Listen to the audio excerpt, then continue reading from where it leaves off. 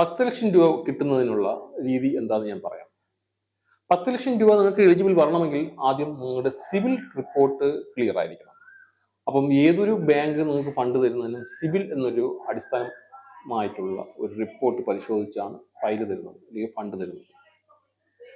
അപ്പോൾ 10 ലക്ഷം രൂപ കിട്ടുന്നതിന് നിങ്ങൾക്ക് കൊളാറ്ററൽ വേണ്ട, വസ്തുവിൻ്റെ ഈട് വേണ്ട എന്നുള്ളതാണ്. അതിന് വേണ്ടിയിട്ട് ഞാൻ താഴെ കാണുന്ന ആ ഫോംസ്, ഇതിനകത്ത് ലിങ്ക് ഞാൻ കൊടുത്തിട്ടു. അതിനൊരു ഫോം ഉണ്ട്. ആ ഫോം ഫില്ല് ചെയ്ത് നിങ്ങൾ സെൻഡ് ചെയ്യുക. നിങ്ങൾക്ക് എലിജിബിൾ ആണ് എന്നുണ്ടെന്നുണ്ടെങ്കിൽ ഞാൻ നിങ്ങളെ തിരിച്ച് മറുപടി അയച്ചു തരാവുന്നതാണ്.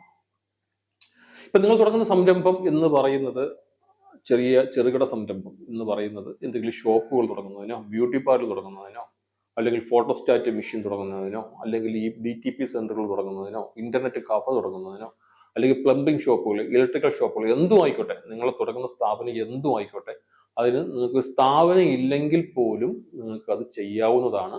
അതിന് വേണ്ടിയിട്ടുള്ള ഈ ഫോം ഫില്ല് ചെയ്യുക, അല്ലെങ്കിൽ ഈ ചുവടെ കാണുന്ന നമ്പർ നിങ്ങൾ അതിൽ വിളിക്കുക, അല്ലെങ്കിൽ മെയിൽ അയക്കുക, ഞാൻ നിങ്ങൾ ബന്ധപ്പെടാവുന്നതാണ്.